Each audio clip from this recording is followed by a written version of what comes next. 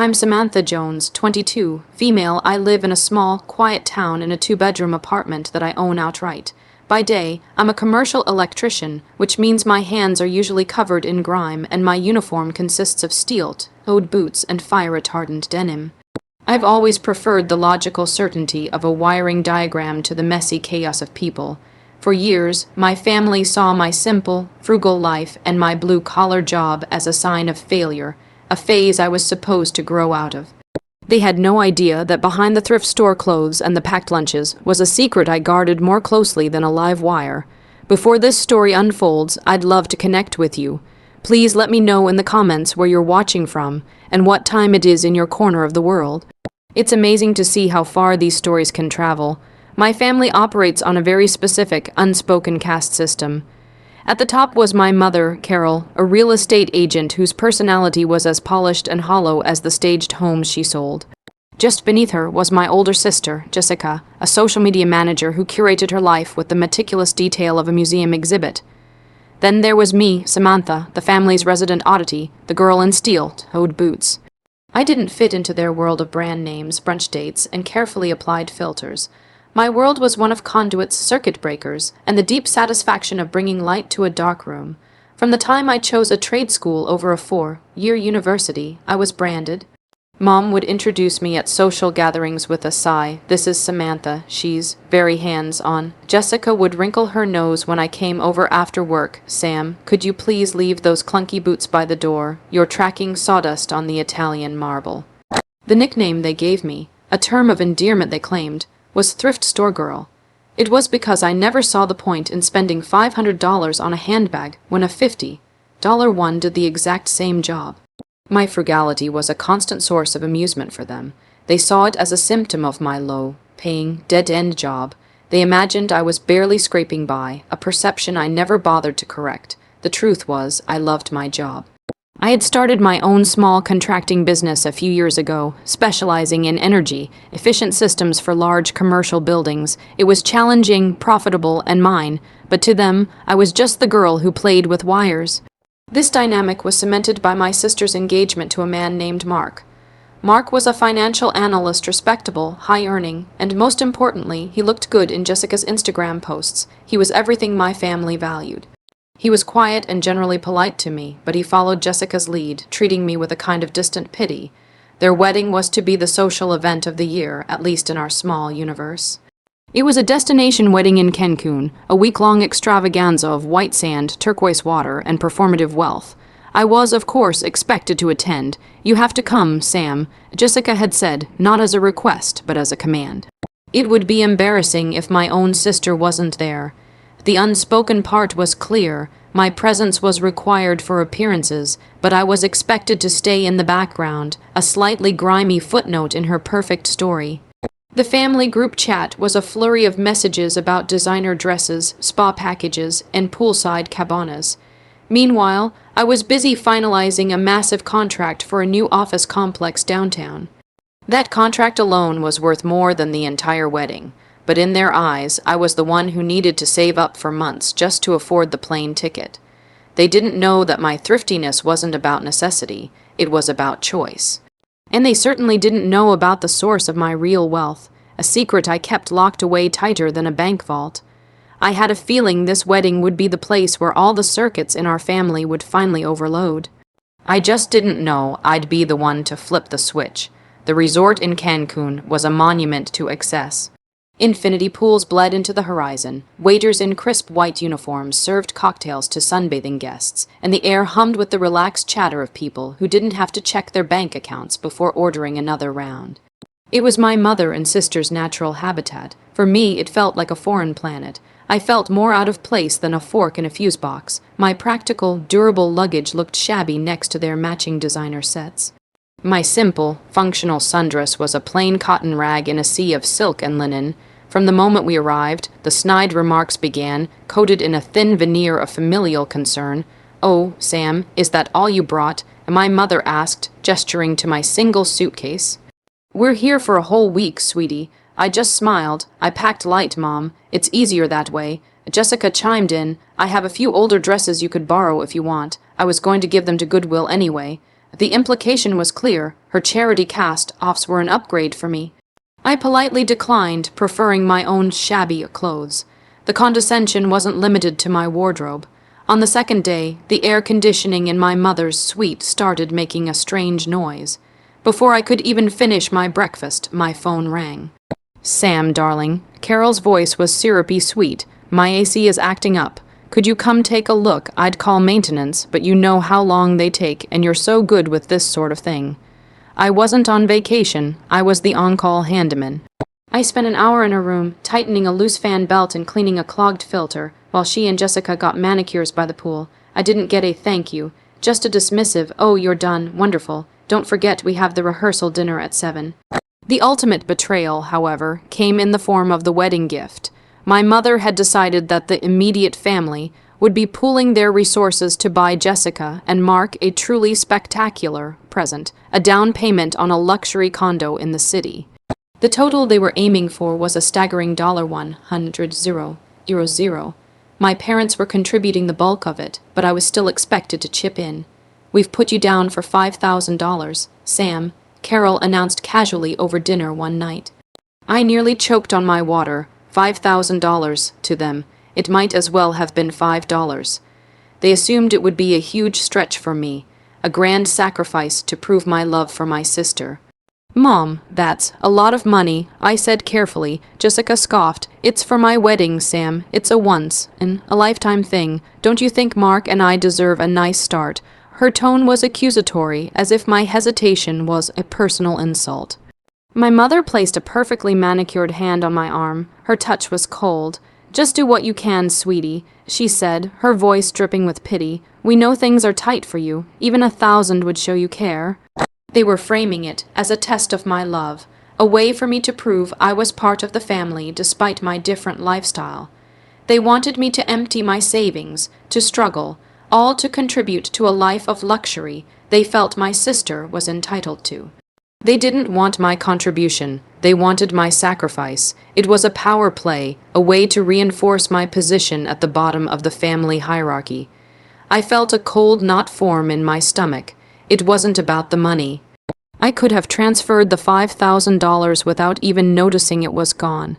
It was about the absolute crushing certainty that they saw me as less. They believed my worth was measured by my perceived income, and they had already found me wanting. That night, I decided I would give them the money, but it would be the very last thing I ever gave them. The morning of the wedding was a chaotic ballet of hairspray, makeup artists, and frantic bridesmaids. I kept to the fringes, an observer in a world I didn't belong to. My role was simple: stay out of the way, don't wrinkle the dress, and be ready for the photographer. I had agreed to their $5,000 demand. I decided to make the bank transfer right then and there, wanting to get the unpleasant task over with. I found a quiet corner on the balcony of the bridal suite, overlooking the ocean, and took out my phone. I opened my mobile banking app, my thumb hovering over the screen. My main checking account, which I used for daily expenses, had a few $1,000s in it, but the account I needed to transfer from was my business investment portfolio. It was managed by a private wealth firm, and the app's interface was sleek and simple. I tapped on the account, and the balance loaded onto the screen in stark blackhand. White numbers, balance $9,432,718. 56, it was the result of a gamble I took 4 years ago. In my second year of trade school, I had designed and built a prototype for a new type of failsafe circuit interrupter.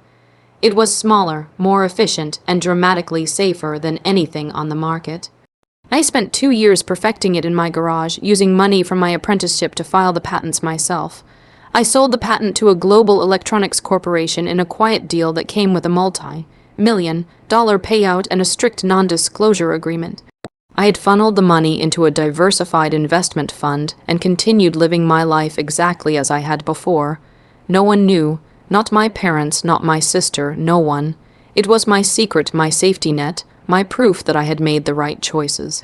I initiated the transfer, typing in the $5,000. As I was about to confirm, I heard the sliding glass door open behind me. It was Jessica, holding a glass of champagne, her face a mask of bridal bliss. "There you are," she said. "We're doing the first look photos with Dad in 5 minutes. What are you doing hiding out here? Just sorting something out. I said, quickly trying to angle my phone away from her. But it was too late. Her eyes, trained to spot any detail out of place, flickered down to my screen. Her smile froze, the champagne glass tilted precariously in her hand. She took a step closer, her eyes widening as she read the number. Her brain seemed to short-circuit, unable to process the information. The numbers didn't fit the narrative she had constructed for me. I was the thrift store girl, the poor little sister. This was impossible.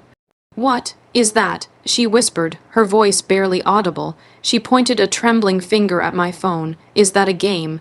I locked my screen and put the phone in my pocket. "It's nothing, Jess. We should get back inside." But the damage was done. The number was burned into her memory. She stood there, completely still, her champagne forgotten. The color drained from her face, her mouth opened and closed silently, like a fish. Finally, she found her voice. 9, she stammered, looking at me with a completely new expression, one of utter slack-jawed disbelief. Was that $9 million? Her voice cracked on the last word, and it was just loud enough for our mother, who had just stepped out onto the balcony to find us, to hear. 9 million what? Carol asked, a bright, artificial smile on her face. Jessica just stared at me, her eyes wide with a dawning, greedy realization, and in that moment I knew the secret was out. The carefully constructed walls around my life had just been breached. And the flood was coming. The change was instantaneous. It was like a switch had been flipped, altering the entire electrical current of my family. The wedding ceremony passed in a blur. I stood on the sandy beach as my sister and Mark exchanged vows, but I could feel Jessica's eyes on me the entire time. Her gaze wasn't filled with sisterly affection. It was speculative, calculating. She wasn't looking at her sister anymore. She was looking at a winning lottery ticket. My mother, Carol, was even less subtle. During the reception, she pulled me aside, her grip on my arm surprisingly strong. Her voice was a low, urgent hiss. "Samantha, we need to talk." What was that Jessica was talking about? Is it true? Her eyes were gleaming with an intensity I had never seen before. It wasn't concern. It was avarice. I tried to be vague. "Mom, it's my own private financial matter. It's complicated. She repeated, her voice rising slightly. "It seems very simple to me. You've been letting us think you were struggling all these years, letting us worry about you, pity you." She made it sound as if my privacy was a personal betrayal against her. The rest of the evening was a surreal nightmare. My family, who had treated me like a second-class citizen just hours earlier, were now orbiting me like desperate satellites. Jessica suddenly wanted me to sit at the head table. She kept refilling my drink, calling me her brilliant little sister. Mark looked confused, glancing between his new wife and me, clearly not understanding the sudden shift in dynamics. My mom kept trying to pull me into conversations about investment opportunities and family ventures. The true horror, however, came later that night. I was walking back to my room, hoping to escape the suffocating attention, when I passed a secluded garden lounge.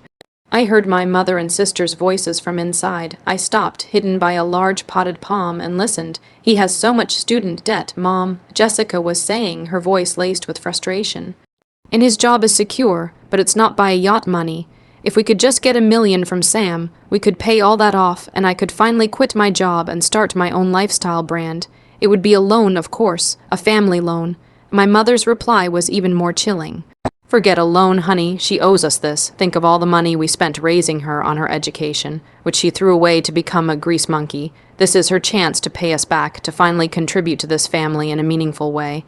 I could sell my real estate business, and we could open a boutique together. With her capital and our style, we'd be unstoppable."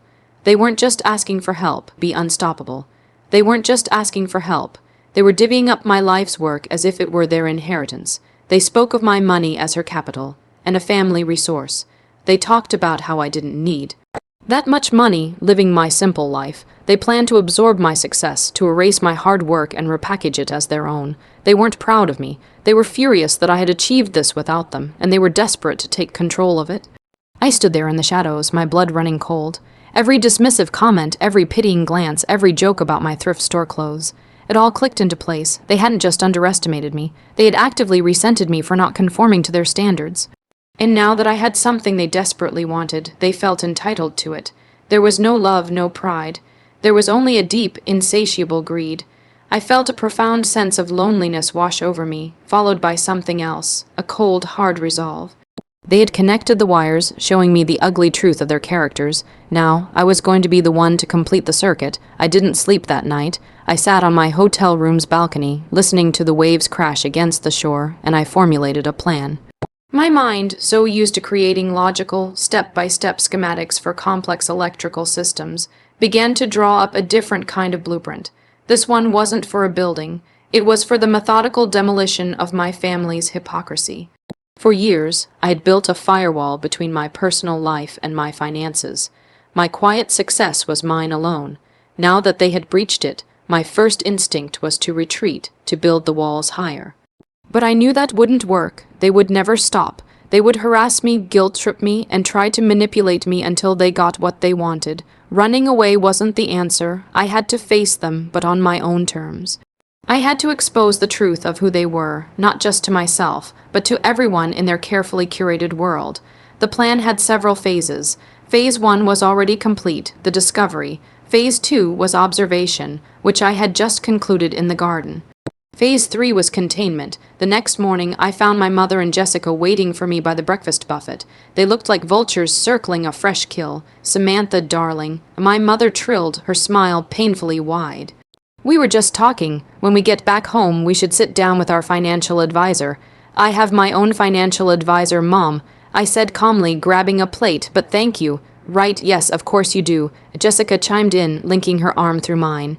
It felt possessive, but we were thinking, as a family, we could pool our resources, create a real legacy. I gently removed my arm. That's a nice thought, Jess, but my finances are tied up in long-term investments and business commitments. It's not liquid. I used their language, the language of money, to create a boundary. It was a partial truth, but it was enough to stall them. I spent the rest of the day being polite but distant, giving them nothing to latch onto. Their frustration was palpable. Phase 4 was the most critical, setting the stage. The final event of the wedding week was a farewell brunch the next day. It would be a slightly more casual affair, but still attended by all of their most important friends and family. The people whose opinions they valued more than anything. This would be my venue. This would be where I would flip the breaker. I spent the afternoon making a few quiet preparations. I used my phone to record a new conversation. I approached my mother alone, telling her I was reconsidering her family legacy idea. Her eyes lit up. I asked her to explain her vision. She eagerly launched into a detailed plan about how my capital injection would allow her and Jessica to build their boutique empire, how they would manage the funds, and how I could be a silent partner. Her words were a cascade of entitlement. She explained how it was only fair, given all they had suffered through my rebellious phase. I recorded every single word. Next, I did some research. I looked up the public property records for the luxury condo building they wanted a down payment for. I also found the website for the social media marketing agency where Jessica worked and the real estate firm my mother was with. I gathered all the necessary components. I felt a strange sense of calm, the same focused clarity I felt when tackling a difficult wiring job. Every piece had its place. Every connection had a purpose. They had shown me their true nature, driven by greed and shame. They were ashamed of the girl in Steelt, owed boots, but they desperately wanted the fruits of her labor. They wanted the power without the work, the status without the struggle. I was going to show them exactly what a live wire felt like. The farewell brunch was held in a beautiful, open-air pavilion with a view of the ocean. The mood was light and celebratory. Jessica and Mark were glowing, accepting congratulations from their guests. My mother floated through the crowd, the perfect hostess, laughing in air, kissing everyone. They were the picture of a happy, successful family. I felt like a storm cloud gathering on their sunny day. After the food had been served and the mimosas refilled, Mark stood up to give a short thank you speech. He thanked everyone for coming, thanked his new in-laws for their generosity, and ended with a toast to his beautiful bride, Jessica. As everyone applauded, my mother caught my eye from across the room and gave me a subtle, expectant nod. This was my cue. She assumed my public contribution would be to gush about her and Jessica's brilliant family legacy, a business idea. She couldn't have been more wrong. I stood up, holding my water glass. The room quieted down, all eyes on me. Hi, everyone. I started, my voice steady. For those of you who don't know me well, I'm Samantha, Jessica's younger sister. I smiled warmly, playing the part. I want to echo Mark's thanks to you all for being here. Family is so important, and seeing everyone here to celebrate them means the world. I paused, letting the sentimental words hang in the air. I looked directly at Jessica and my mother. Their faces were beaming with pride. My family has always encouraged me to find my own path. I continued, my tone shifting slightly. They even have a cute nickname for me, the Thrift Store Girl. It's because I've always been a bit different. I chose work boots over high heels and a toolbox over a designer handbag. For a long time, I know they worried that my path wouldn't lead to success. They saw my simple life and my dirty hands and they pitied me. A few nervous titters went through the crowd. My mother's smile tightened at the edges. Jessica's eyes narrowed. But something amazing happened a couple of days ago. I went on, my voice becoming stronger. My sister and my mother discovered that I have been more successful than they ever imagined. They found out I have a significant amount of money, and overnight everything changed. The Thrift Store Girl suddenly became their brilliant little sister. The room was now dead silent. You could hear a pin drop over the sound of the distant waves. Mark was staring at Jessica, a look of complete confusion on his face since this discovery.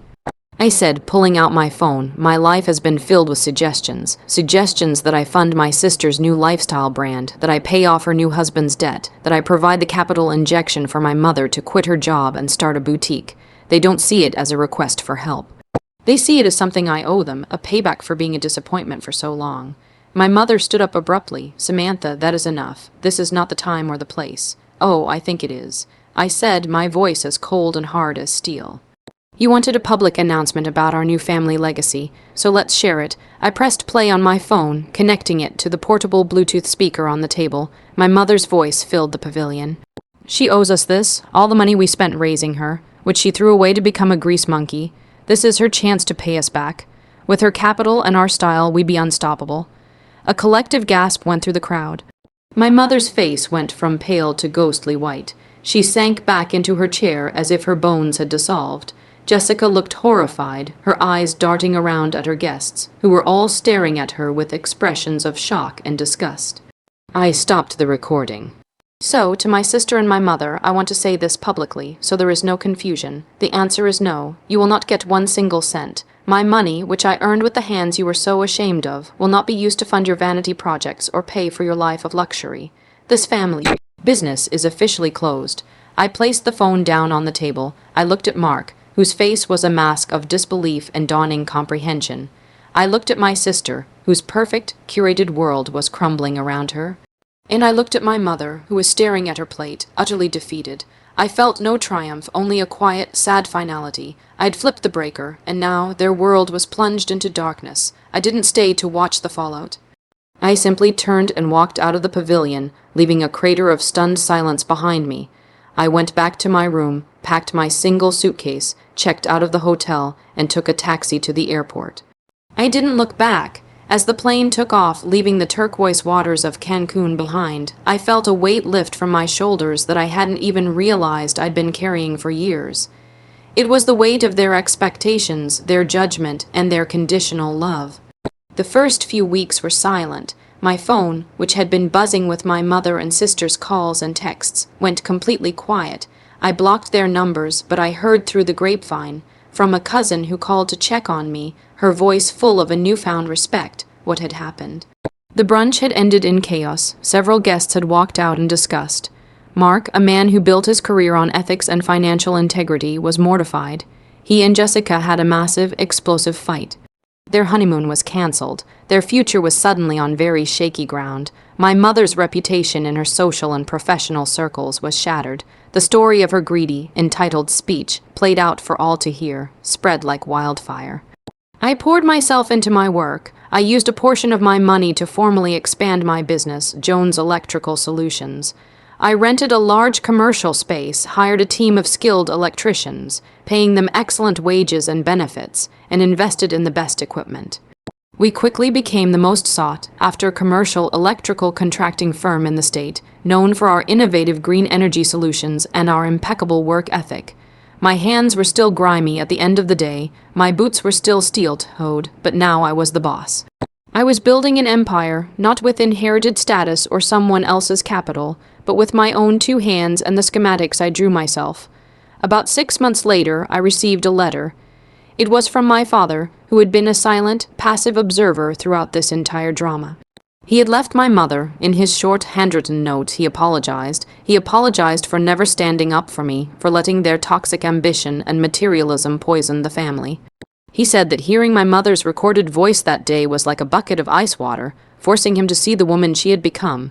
He was living in a small apartment a few towns over and working part-time at a local hardware store. He didn't ask for anything. He just wanted to say he was proud of me. It was the first time in my life I had ever heard him say that. We started talking, slowly at first, and began to rebuild our relationship, one based on mutual respect instead of obligation. I never heard from my mother or Jessica again.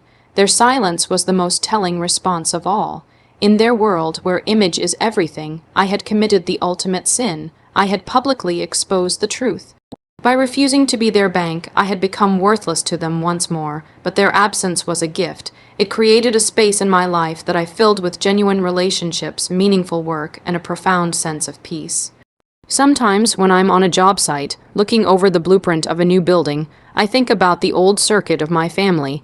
It was a flawed system, badly wired, with a current of toxicity running through it, destined to short out. What I did in Cancun wasn't just about revenge. It was a controlled demolition. It was about cutting off the faulty wiring for good and building something new in its place. A new circuit, all my own, that was safe, strong, and finally, truly bright.